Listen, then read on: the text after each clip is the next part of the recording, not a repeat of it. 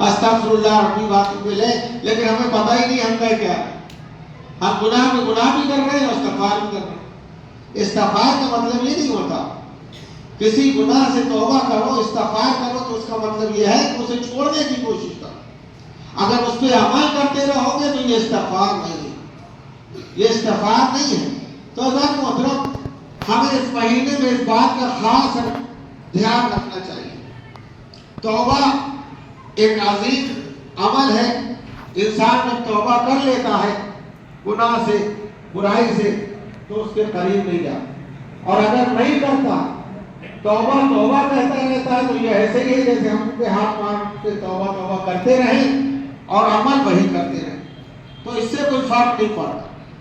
اور یہ مبارک مہینہ جس میں اللہ اپنے بندوں کی توبہ کو قبول کرتا، انہیں معاف کرتا، تو ضروری یہ ہے کہ ہم یہ موقع، بہترین موقع اللہ نے ہمیں دیا ہے۔ اس لیے کہ ضروری نہیں ہے کتنے لوگ پچھلے سال ماہ رمضان میں تھے اور اب کی نہیں ہیں، اور کتنے اب ہیں اور اگلے میں نہیں رہیں گے۔ ہمیں نہیں پتا کہ اگلا رمضان ملے گا یا نہیں ملے گا، یہ موقع دوبارہ ملے گا یا نہیں ملے گا۔ لہذا ہمیں ہر وقت توبہ کرتے رہنا چاہیے۔ ہم توبہ کرتے رہیں، معافی مانگتے رہیں، اور نیکی کی طرف قدم بڑھاتے رہیں برائی سے۔ اور جب توبہ انسان کر لیتا تو گناہوں سے اسی طرح پاک ہو جاتا ہے جیسے ماں کے شکم پہ دنیا میں آنے کے بعد پاک ہوتا ہے۔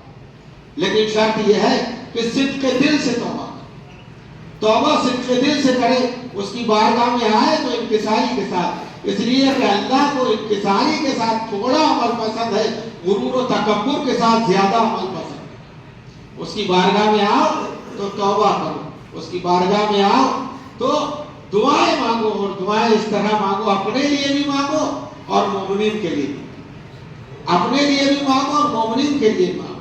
اللہ مومنین کے صدقے میں بھی دعا کو قبول کر لیتا۔ اور دعا کا خاص طریقہ یہ بتایا کہ جب بھی دعا مانگو تو دعا مانگنے، کوئی سی بھی دعا مانگنے سے پہلے کم سے کم 3 مرتبہ محمد و آل محمد پر درود، اور بعد میں 3 مرتبہ محمد و آل محمد پر درود ہے۔ کیوں؟ اس لیے کہ اللہ کو یہ درود کا عمل سب سے زیادہ پسند ہے، اللہ کو سب سے زیادہ پسند۔ معصوم نے فرمایا ایسا نہیں ہو سکتا کہ آپ دعا کریں اور پہلے اور آخر میں درود پڑھیں، تو اللہ یہ نہیں کر سکتا کہ دعا کے پہلے کے حصے کو قبول کر لے، آخر کے حصے کو قبول کر لے اور درمیان کے حصے کو چھوڑ دے۔ نہیں، درود کے صدقے میں، اس کے وسیلے سے تمہاری دعا بھی قبول ہو جائے۔ تو صدق کے دل سے یہ دعاؤں کا مہینہ ہے، یہ برکتوں کا مہینہ ہے، یہ استغفار کا مہینہ ہے، یہ عبادتوں کا مہینہ ہے۔ آئیں عبادتیں کریں تو عبادت کو عبادت سمجھ کے کریں، عبادت کو عادت بنا کے نہ کریں۔